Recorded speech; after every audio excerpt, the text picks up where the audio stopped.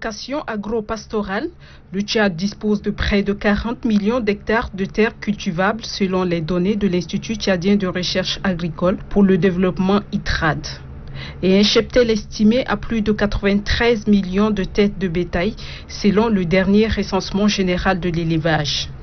Pour tirer pleinement profit de ces potentialités agro-pastorales, des coopératives regroupant exploitants agricoles et pasteurs naissent de plus en plus à travers le pays.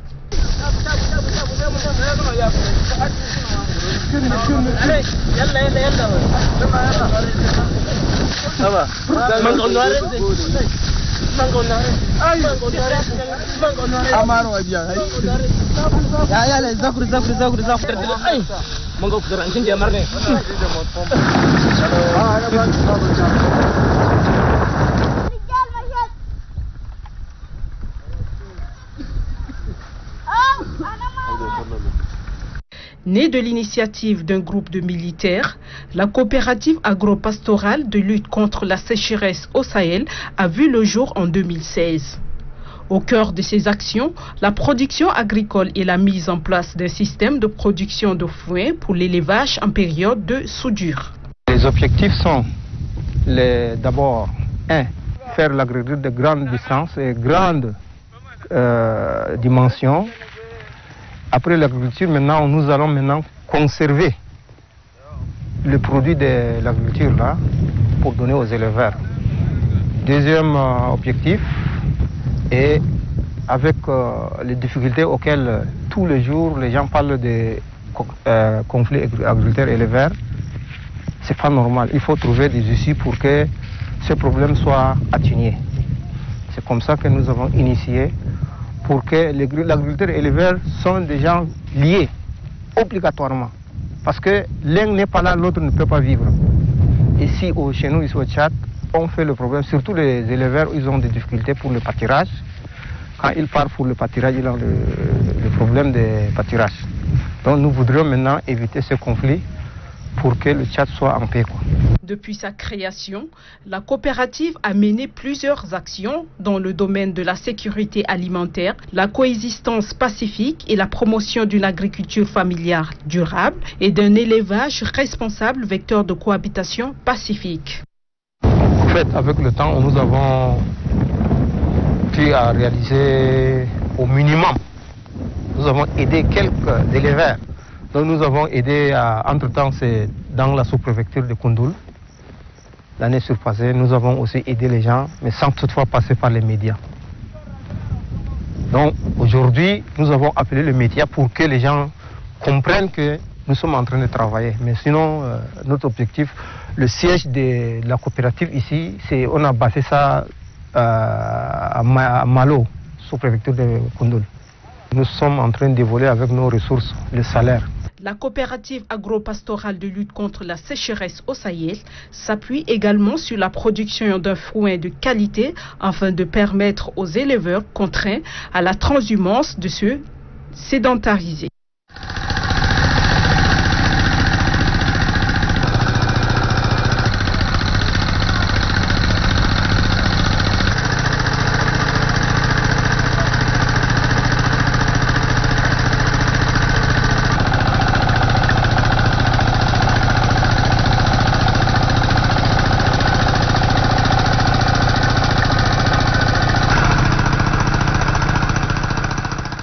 Les foins produits par la coopérative agro-pastorale de lutte contre la sécheresse au Sahel sont gracieusement mis à la disposition des éleveurs présents dans les couloirs de transhumance.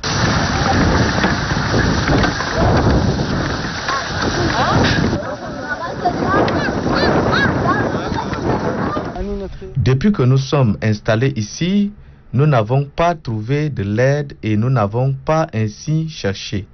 Dieu merci, la coopérative est venue vers nous pour nous aider. Nous sollicitons du gouvernement et des bonnes volontés de nous venir en aide car avec l'irrégularité de pluie, il devient de plus en plus difficile de nourrir convenablement le bétail. Le foin est devenu trop cher pour nous. Nous disons merci à ceux qui nous ont appuyés et nous demandons aux autres de leur emboîter le pas.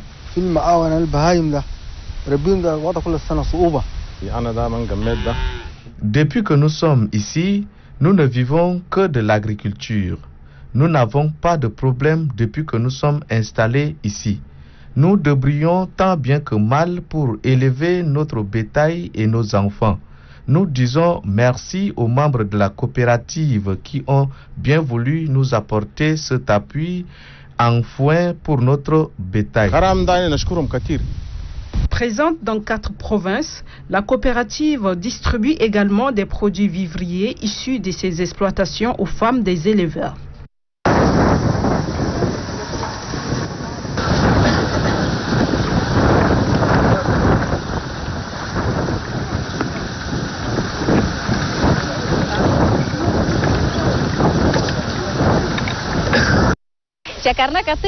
Nous disons merci à la coopérative pour son action. Depuis que nous sommes ici, nous n'avons pas reçu d'aide. Que Dieu accorde longue vie aux initiateurs de la coopérative pour cette aide qui est une première pour nous. Merci pour cette aide qui est vitale pour nous et pour le bétail. Pour atteindre ces objectifs, la coopérative est confrontée à un défi tant matériel que technique, mettant en mal la mise en œuvre de ces ambitieuses actions en faveur des agriculteurs et éleveurs, 2 acteurs majeurs de l'économie nationale. Les difficultés sont nombreuses parce que nous sommes des militaires, nous sommes appelés à faire des missions, nous ne sommes pas sur place. Mais le temps qu'on trouve, on gère la coopérative. Les difficultés, on n'a pas de financement, on n'a pas beaucoup de matériel. Par exemple, l'expansion des périmètres ici, nous avons initié avec certains groupements, mais il n'y a même pas de matériel tels que les tracteurs, tels que les motopompes pour irriguer l'eau. Ça, on n'en a pas. Donc on est en train de se débrouiller comme ça. Si par exemple cette année, il y a une mauvaise pluviométrie, que les gens n'ont pas eu à avoir beaucoup de rendements d'agriculture, quoi. En dépit de ces difficultés, la coopérative ne compte pas s'arrêter là. Elle envisage d'autres actions d'envergure pour atteindre les objectifs qu'elle s'est fixés. La coopérative agro-pastorale de lutte contre la sécheresse au Sahel, nous ne voulons pas s'arrêter seulement au Tchad. Si on obtient des financements, c'est l'Afrique entière qu'on doit prendre en compte, parce qu'un Africain ne comprend pas les préventions. Pour lui, il attend d'abord la catastrophe, il pleure. Nous voudrions maintenant résoudre ce problème en Afrique, plus particulièrement au Tchad. Parce que d'ici 30 ans, on aura toujours les sécheresses, les inondations, tout ça. Et si on est déjà sur place, on prépare les éleveurs, comment conserver les foins et comment faire l'agriculture un peu modernisée. Ça pourra nous vraiment aider à éviter certains fléaux climatiques. La sécheresse, ça c'est un fait pour tout le monde, c'est pas seulement les militaires, c'est pour le fait pour tout le monde. Nous militaires, on sait qu'avec les médias que les gens parlent souvent, les changements climatiques. Les changements climatiques, un jour ça va venir au Tchad. Cette année même, on a déjà connu.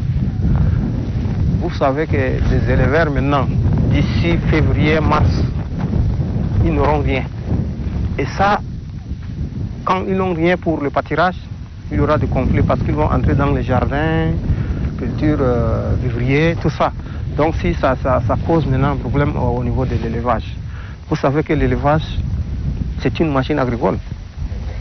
Et si on perd déjà l'élevage, le Tchad ne va pas vraiment marcher comme c'est aujourd'hui.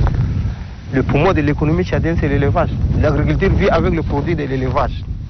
Un éleveur vit aussi avec le produit de l'agriculteur. Donc, c'est des gens qui sont liés. À tout prix, nous voudrions maintenant sauver l'élevage tchadien. Ça, c'est notre vision. L'élevage tchadien est en train de souffrir, en train de disparaître, parce que l'espace que, entre-temps, les gens faisaient le pâturage, tout est occupé. Maintenant, les éleveurs partent, ils sont confrontés. Maintenant, et quand la pluie tombe, ils repartent dans leur zone. Ça, c'est une grande distance. À leur retour, ils ont des problèmes. Donc, nous voudrons maintenant résoudre ce conflit.